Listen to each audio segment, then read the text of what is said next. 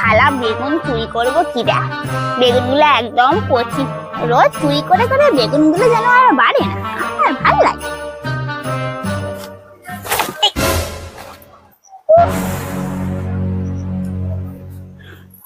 যা, জুতোটা গেল, একদম গেল।